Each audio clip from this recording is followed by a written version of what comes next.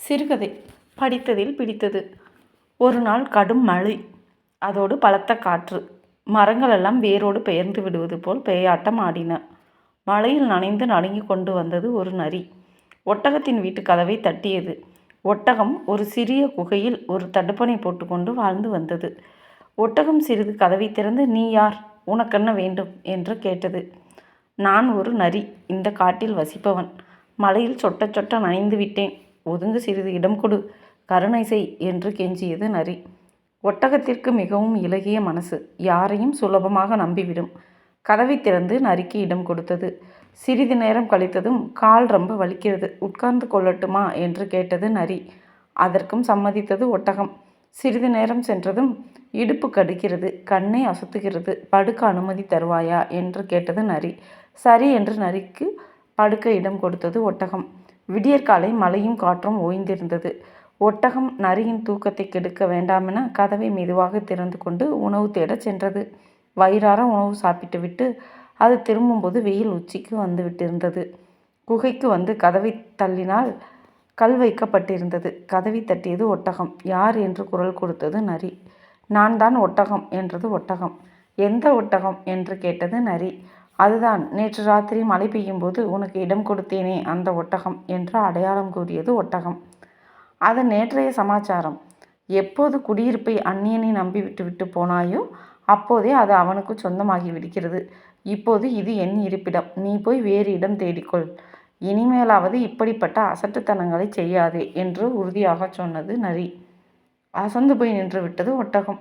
அதனால்தான் முன்பின் தெரியாதவர்களை நம்பி உடைமைகளை ஒப்படைக்க கூடாது என்பர். நீதி: இடத்தை கொடுத்தால் மடத்தை பிடுங்கின கதை. கதை 2. வல்லவனுக்கு வல்லவன். தரையில் மெல்ல மெல்ல ஊர்ந்து சென்றது எறும்பு. அந்த நேரத்தில் எறும்பின் அருகே பூரான் வந்தது. "எறும்பே, எங்கே சென்று கொண்டிருக்கிறாய்? நான் எதிரில் வருவதை கூட கவனிக்காமல்" என்று கேட்டது பூரான். "பூரானே, இப்போது உன்னை கவனிக்கும் வேலை எனக்கில்லை. அதோடு எப்போதும் போல் என் கடமையை செய்ய புறப்பட்டு செல்கிறேன்" என்றது எறும்பு. "எறும்பே, கடமை என்று நீ எதனை கூறுகிறாய்?" என்று கேட்டது பூரான். "பூரானே, தினமும் இரை தேடுவதுதான் என்னுடைய கடமை. நான் இப்போது இரை தேடத்தான் சென்று கொண்டிருக்கிறேன்" என்றது எறும்பு. "எறும்பே, நீ இரையை தினமும் தேடி இந்த பாதையின் வழியாகத்தான் சென்று கொண்டிருக்கிறாய். நானும் உன்னை பல நாட்களாக பார்த்து கொண்டுதான் இருக்கிறேன். அப்படி இரை தேடி நீ என்னதான் செய்யப் போகிறாய்?" என்று கேட்டது பூரான். "பூரானே, மழைக்காலத்திற்கு தேவைப்படும் உணவினை வெயில் காலத்திலேயே தேடி சேர்த்து வைப்பது என் கடமை. உன்னிடம் பேசி என் பொன்னான நேரத்தை வீணாக்க எனக்கு விருப்பமில்லை. நான் இரை தேடச் செல்கிறேன்" என்றபடி சென்றது எறும்பு. எறும்பு அவ்வாறு சென்றது தனக்கு அவமானத்தை ஏற்படுத்தி விட்டது போல் பூரான் கருதியது. எப்படியாவது எறும்பை அவமானப்பட வைக்க வேண்டும் என்று மனதில் எண்ணியது பூரான். மறுநாள் அதே இடத்தில் எறும்பின் வருகையை எதிர்நோக்கி காத்து கொண்டிருந்தது பூரான். சிறிது நேரத்தில் அங்கே எறும்பும் வந்தது. "எறும்பே, உன்னுடைய வருகைக்காகத்தான் ஆவலோடு எதிர்பார்த்து கொண்டிருக்கிறேன். இன்று நீ உன்னுடைய கடமையை செய்ய புறப்பட்டு விட்டாயா?" என்று கேட்டது பூரான். "ஆமாம்" என்றது எறும்பு. "எறும்பே, நீ கடமை செய்வதால் சிறந்தவனாக முடியாது. என்னைப் போல் வேகமாக உன்னால் ஊர்ந்து வர முடியுமா? அப்படி நீ ஊர்ந்து வந்துவிட்டால் உன்னை நான் உயர்ந்தவன் என்று ஒப்புக்கொள்கிறேன்" என்றது பூரான். "பூரானே, உன் வேகத்திற்கு என்னால் ஊர்ந்து வர முடியாது என்ற தைரியத்தில் நீ இவ்வாறு பேசுகிறாய். ஆனால் நான் செயல் புரிவது போல் உன்னால் செயல் புரிய முடியாது.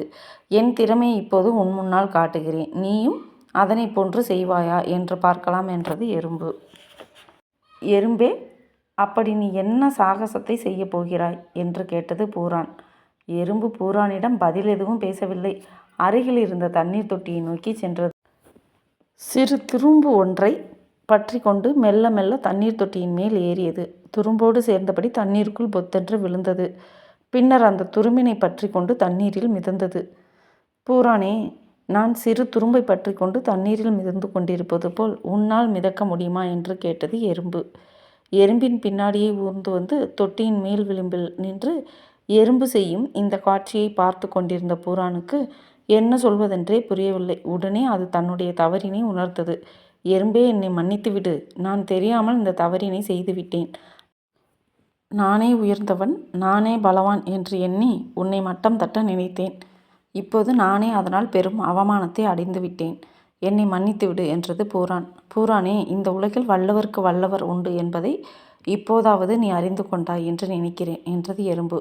பூராணம் ஒப்புக்கொண்டது. வல்லவனுக்கு வல்லவன் இந்த வையகத்தில் உண்டு.